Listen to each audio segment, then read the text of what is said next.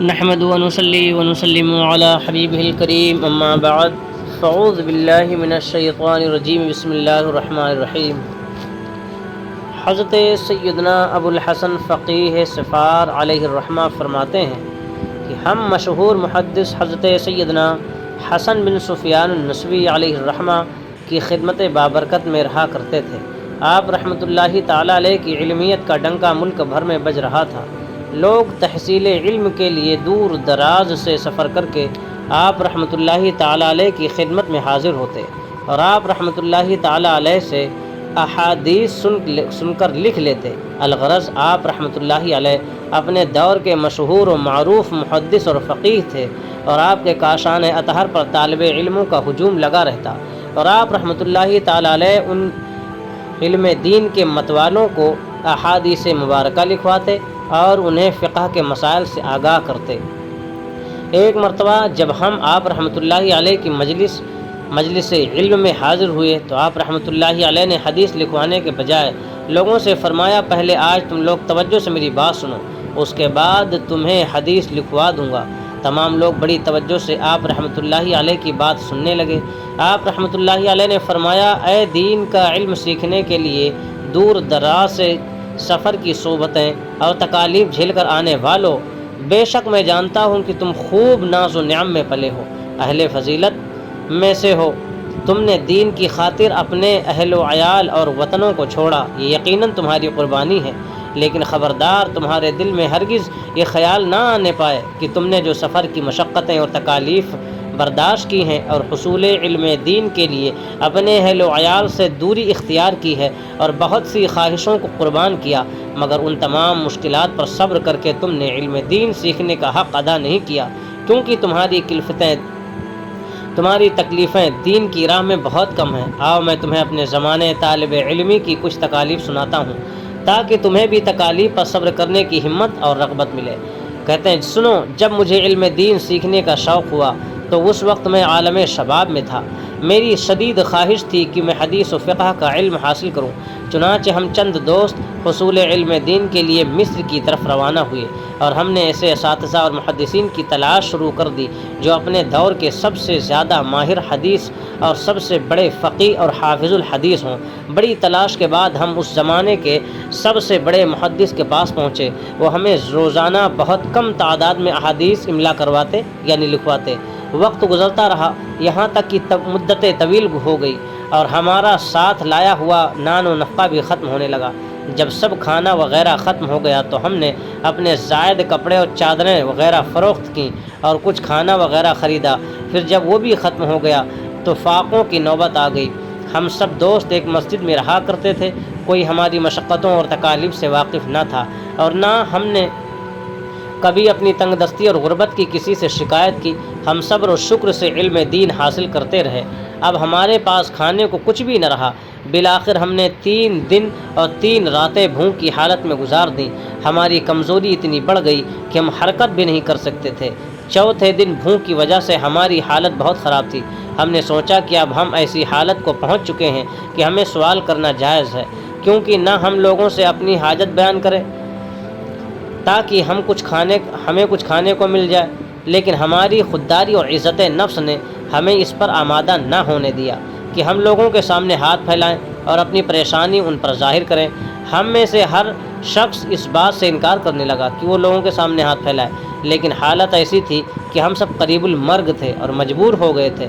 چنانچہ یہ طے پایا کہ ہم قرعہ ڈالتے ہیں، جس کا نام آ گیا وہی سب کے لیے لوگوں سے کھانا طلب کرے گا تاکہ ہم اپنی بھوک ختم کر سکیں۔ جب سب کے نام لکھ کر قرعہ ڈالا گیا تو قرعہ میرے نام کا نکلا۔ چنانچہ میں بادل ناخواستہ لوگوں سے اپنی حاجت بیان کرنے کے لیے تیار ہو گیا، لیکن میری غیرت اس بات کی اجازت نہ دے رہی تھی۔ بس میں عزت نفس کی وجہ سے لوگوں کے پاس مانگنے کے لیے نہ جا سکا اور میں نے مسجد کے کونے میں جا کر نماز پڑھنا شروع کر دی اور بہت طویل 2 رکعت نماز پڑھی۔ پھر اللہ عز و جل سے اس کے پاکیزہ اور بابرکت ناموں کے وسیلے سے دعا کی وہ ہم سے اس پریشانی اور تکلیف کو دور کر دے اور ہمیں اپنے علاوہ کسی کا محتاج نہ بنائے۔ ابھی میں دعا سے فارغ بھی نہ ہوا تھا کہ مسجد میں ایک حسین و جمیل نوجوان داخل ہوا۔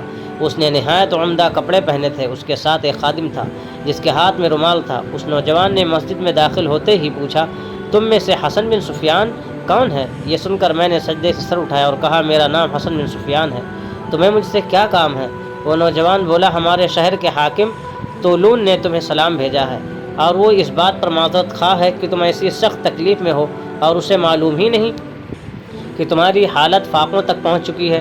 ہمارا حاکم اپنی اس کوتاہی پر آپ لوگوں سے معافی کا طلبگار ہے، اس نے آپ کے لیے کھانا بھجوایا ہے، کل وہ خود آپ لوگوں کی خدمت میں حاضر ہو کر معذرت کرے گا، براہ کرم آپ یہ کھانا قبول فرما لیں۔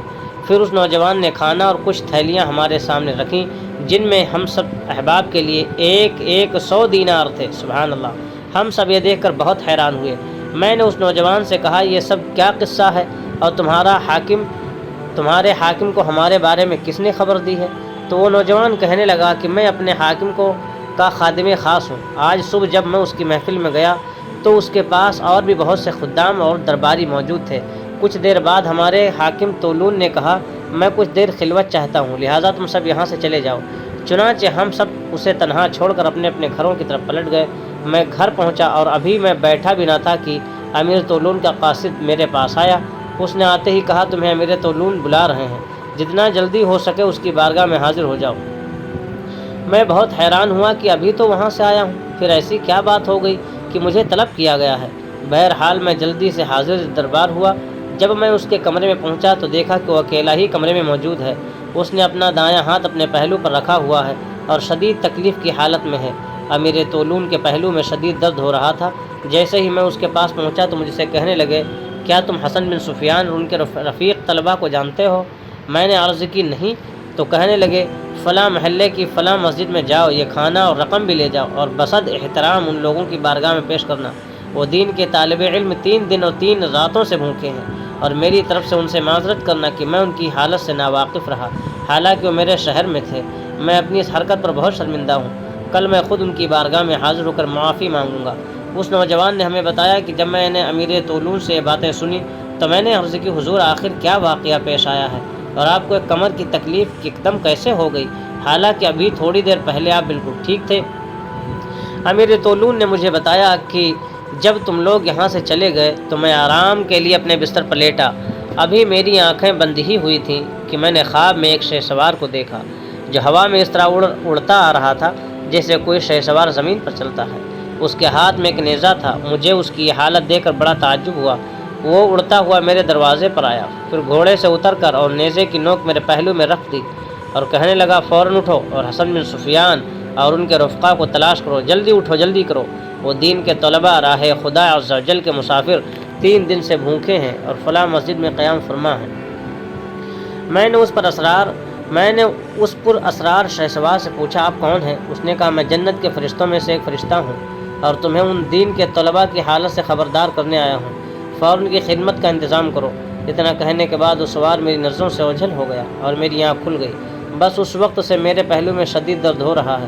تم جلدی کرو اور یہ سارا مال اور کھانا وغیرہ لے کر ان دین کے طلبہ کی خدمت میں پیش کرو تاکہ مجھ سے تکلیف دور ہو جائے۔ حضرت حسن بن سفیان رحمۃ اللہ علیہ فرماتے ہیں اس نوجوان سے باتیں سن کر ہم سب بڑے حیران ہوئے اور اللہ عز و جل کا شکر ادا کیا اور اس رحیم و کریم مالک کی عطا پر سر و سجود ہو گئے۔ پھر ہم سب دوستوں نے فیصلہ کیا کہ ابھی رات ہی کو ہمیں اس جگہ سے کوچ کر جانا ہے، ورنہ ہمارا واقعہ لوگوں میں مشہور ہو جائے گا اور حاکم شہر ہماری حالت سے واقف ہو کر ہمارا ادب و احترام کرے گا۔ اس طرح لوگوں میں ہماری نیک نامی ہو جائے گی۔ ہو سکتا ہے پھر ہم ریاکاری اور تکبر کی آفت میں مبتلا ہو جائیں۔